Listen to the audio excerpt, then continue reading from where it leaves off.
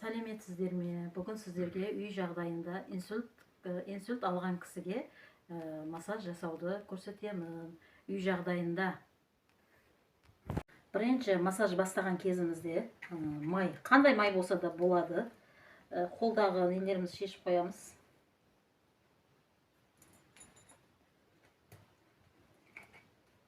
Бұл кісі сол қол, сол аяғынан инсульт алған ғой негізі. Сонда да екі аяғыны істей береміз. Әсіресе табан жағын көбірек істейміз. Саусақтарын ашып, уже аяғын яғаннан кейін жүру да қиын, қолына анау зат алу да қиын болады. Әсіресе табандарды көбірек қалау керек. Мына жақтардың, саусақтардың астында. Саусақтардың астында точкалары болады.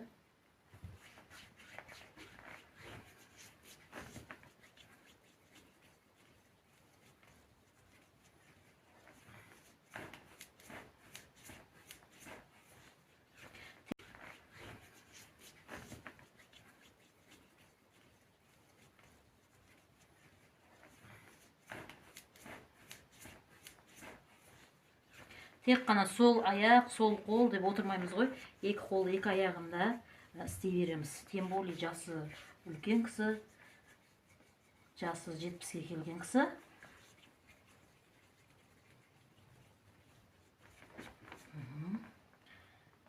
Қимылдатамыз. Өзіңмен осы аяғын қимылдатамайды ғой. Жайлап өзіміз күш береміз.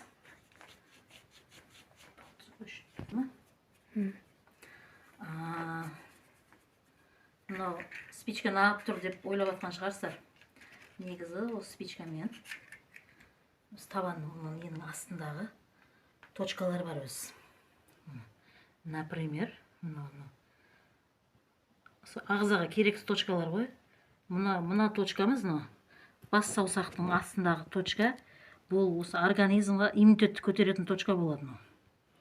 Осын қатты баса беру керек. Басқан кезде байқабастар ма, аяғын тартып алып жатыр. Із қалу керек та, із қалдыру керек.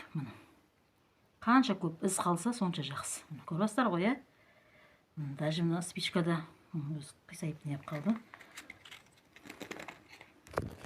Сосын, мынау екінші жақтағы, бас, ми, қан тамырлардығы ғой. Инсульт алған кісілердікі білесіздер ғой негізі, андай болады. Өз-өзін басқарамай қалады кейде. Не сөйлеп, не қойып атқанын білмей қалады. Сол нерв тамырлардікі ғой. Мынау осы полный, осы бес саусақтың астындағы точкалар нерв тамырлар болады. Көрбастар ма? Басқан сайын уже қызарып жатыр. Қаншалықты көп қызарса, соншалықты жақсы. Уже аяғын тартқан сайын спичка сынып жатыр. Қанша көп. Қараңыздар. Осы қыздыратты. Осы міне точкасы не қылып, точканың орнын көріп атқан болсаңыздар, байқап атқан болсаңыздар, қызарып жатыр. Қаншалық қызарса, уже аяқта жан бар деген сөз. Уже жайлап жүріп кетеді деген сөз, бұл. Кейбіреулер инсульт алғаннан кейін айтады ғой, ойбой, мен енді жүре алмай қаламын депші. Жоқ, көрбастар ма? Аяқта күш бар. Өз ойлайды да просто, мен енді жүре алмай қаламын депші. Жоқ, ондай емес. Негізі осындай массаж арқылы қанша нерв тамырларды оятсақ болады. Қараңыз, ондай әдемі болып жатыр.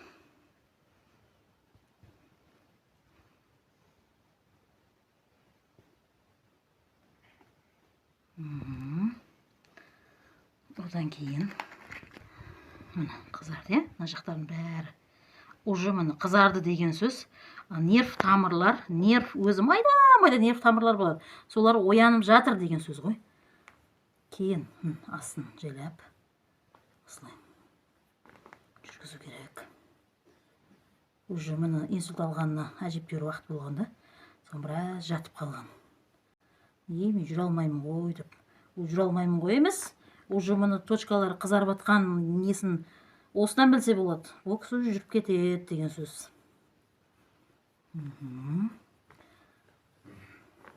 Кейін әсіресе мына аяқтың орта жағында ең керекті точка болады. Осы жер тура мына не сияқты, мына жақ бас болса, мына жақ уже аяқ жақ болады да, ше. Аяқтың тура аяқтың өзінің табанның астында өзі. Осы табанның астында аяқтың нерв тамырлары жақ. Міне көріп ба? Аяғын қалай тартып алып жатыр. Күш бар деген сөз бұда. Бұл атада күш бар. Өзіні өзі жалқау қылып жатыр да просто. Қараңыздар қалай. Сосын точкамызды айтайын сіздерге. Міне табанның астында. Табанның астында. Табанның астындағы ең керекті точкалардың бірі бұл. Қатты басу керек. Уже инсульт алғаннан кейін білесіздер ғой, аппетит та қашады. Бауыр отырады деген сөз. Жүрек отырады. Жұмыс істеуден қалады деген сөз ғой енді. Соларды несіні иммунитетін көтереді ғой. Жүрек қан тамырлар істеуіне көмектеседі. Так. Болды, басқан сайын қызару керек. Көріп жатсыздар ма? Тартып алып жатыр. Значит, күш бар деген сөз. Құдай қаласа результат болады. Әне, так. Табан астын қараңыздар. Қандай қызарды, әдемі болып қызарды. Осылай қызарса егер, күш бар деген сөз. Егер сол мен массаж бастадым ғой, қандай ағарып тұрса, ол күш жоқ деген сөз да. Міне. Значит, әдемі.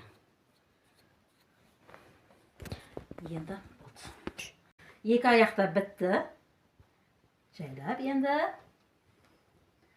қолды бастаймыз. Қыздырып алуымыз керек. Жақсылап қыздыру керек.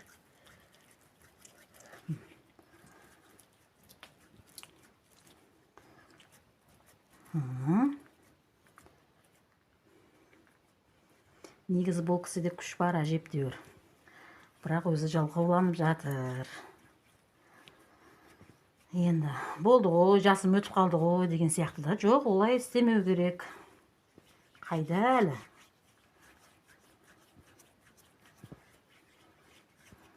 Қолымды қызартып алдық.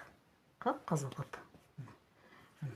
Қолдары да міне не қылмайды да, өзіне. Қалай тастайсыз, солай болады. Өздігімен бітіп.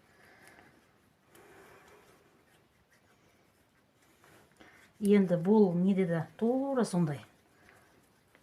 Әсіресе ортағын қыздырып аламыз. Алақанды қыздырып аламыз, қолдың алақанын.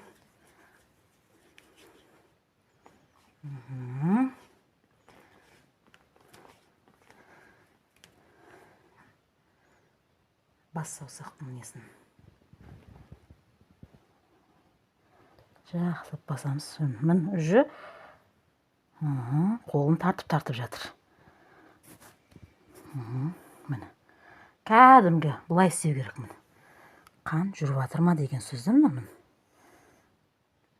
Қызарып шығу керек бұлай. Сосын енді мынауыз. Көріп жатсыздар, алақан қызарып тұр, кәдімгі қызарып тұр. Енді мына қараңыз. Мына саусақпен, мына саусақты қараңыз. Мынауыз қызыл. Мынаусын енді екінші саусаққа өтеміз. Жайлап 1, 2, 3. Бұл инсульт алған кісілерге көбінесе точный істеу керек массажды. Әйтеуір істей берген ол болмайды. Тағы да 1, 2, 3. Тамыз, міне, көрбәсіз бе, қызарып келе жатыр. Міне. Оп.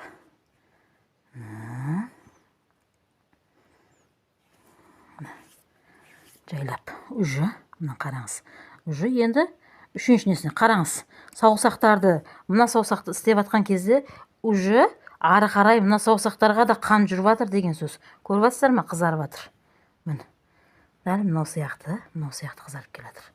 Мына қараңыз, мынаны бүйтіп неғған кезде ондай қызармаған еді. Қазір мына қараңыз, бүйтіп ұстаған кезде өзі міне қан жүріп жатыр деген сөз мынаның барлығында. Күш бар деген сөз. Негізі қолдар в общем бүйтіп бүктеліп қалады ғой. Бүктеліп қалады ғой, сол қолдарды да бүйтіп ашып. Бұл кісі де уже әрекет қылғысы келмейді. Мына қараңыз. Қолын жіберсем кәдімгідей ұстастайды бүйтіп.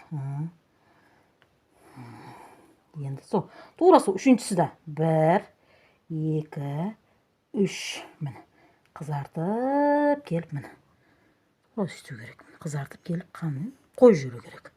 Міне жайлап өзі қызарып кетіп жатыр. Енді кішкентай саусақты. Кішкентай саусақта бұл в общем басқаша істеледі да, кішкентай саусақ. Қараңыздар міне. Кішкентай саусақты мынандай жермен істеу керек. Міне. Басқа саусақтарға қарағанда осы негізі кішкентай саусақта күш көп. Мына үлкен саусақтарда жан қалмаған кезде осы саусақ негізі күш береді. Қараңыз, мен қанша басып жатырмын. Қолын тартып жатқан жоқ, ешқандай не қылып жатқан жоқ. Бұл да значит ешқандай да ауырсыну болып жатқан жоқ. Міне. Қараңыздар. Қол қандай әдемі болып қызарды, иә? Әдемі болып қалып, қызыл болып қалды. Осындай қан жүргізу керек. Кейін жайлап мына үст жағында. Үсті жағында міне бір келті. Сүйек қой, сүйектің үстінен өзімізге регулярный сызық не қылып алуымыз керек та міне. Былай. Иә? Сосын 1 2 3 4 1 2 3 4 1 2 3 4 1 2 3 4 1 2 3 4. Бізге главный аяқ қолдарға күш жинау керек қой. Ал кейін жайлап мынау мойын жақтарға өту керек. Енді